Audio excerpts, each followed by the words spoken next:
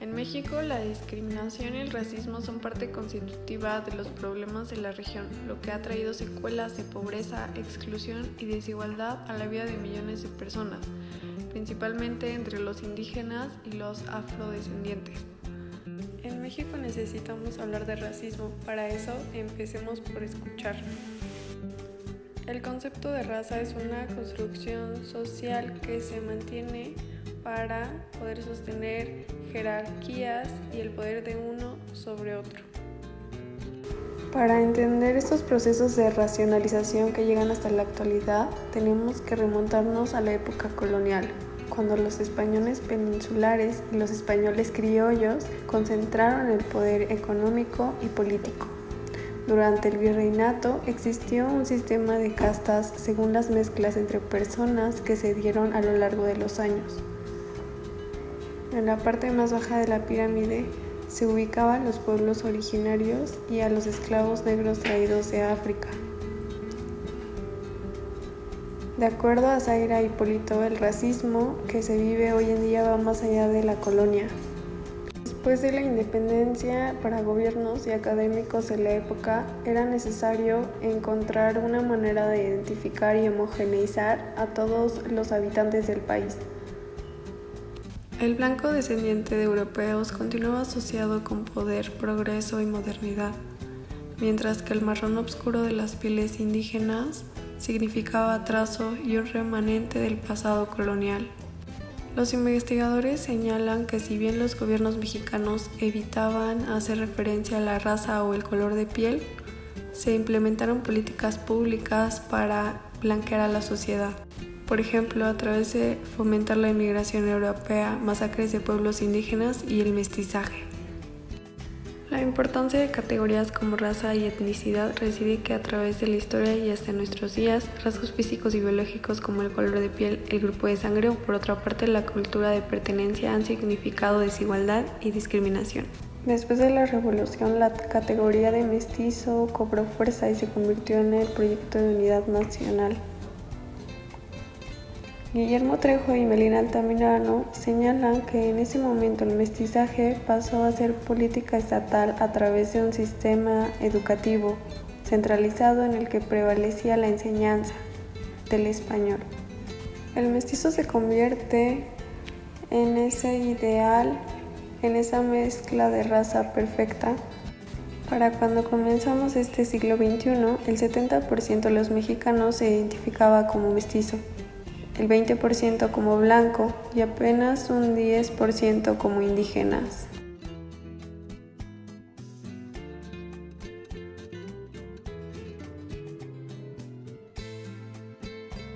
La población afrodescendiente ha sido históricamente la más invisibilizada.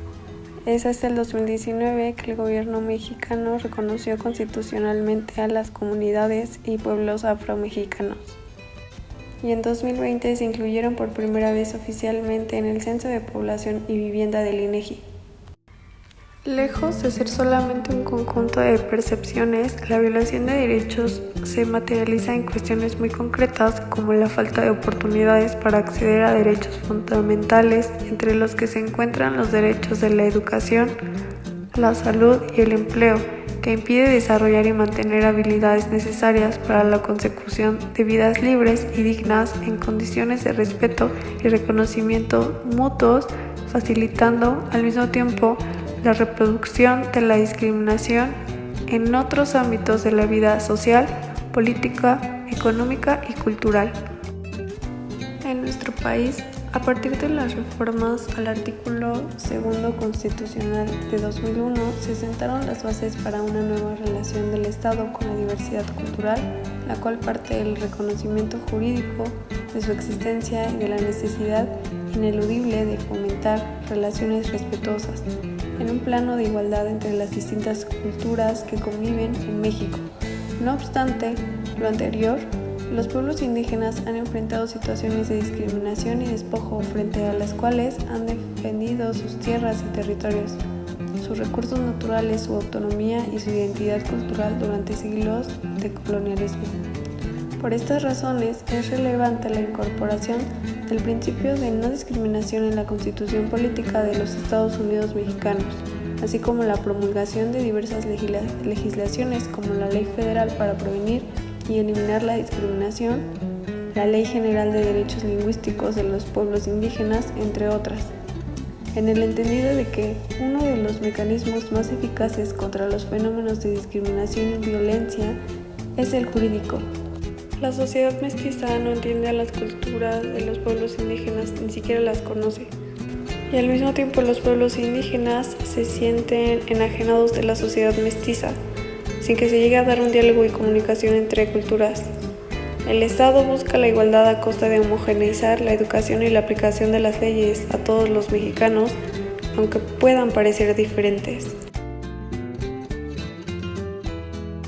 Existen dos factores importantes para entender el racismo y la discriminación en México: los hechos históricos y los actuales.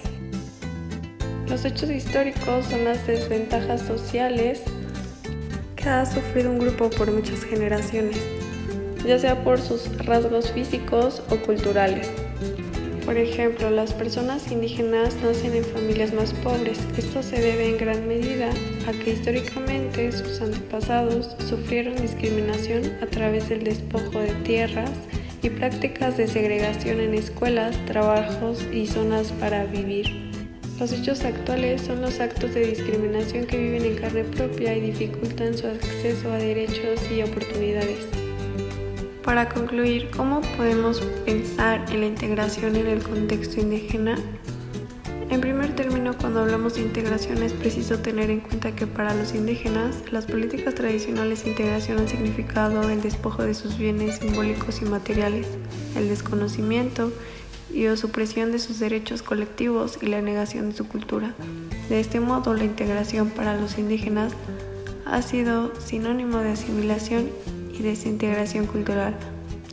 Solo a partir de la incorporación de las nuevas perspectivas y formas de integración social se ha llegado a un concepto más amplio al que se suman otras dimensiones y formas renovadas de integración, sustentadas en la diversidad social y cultural que caracteriza a todos los grupos humanos.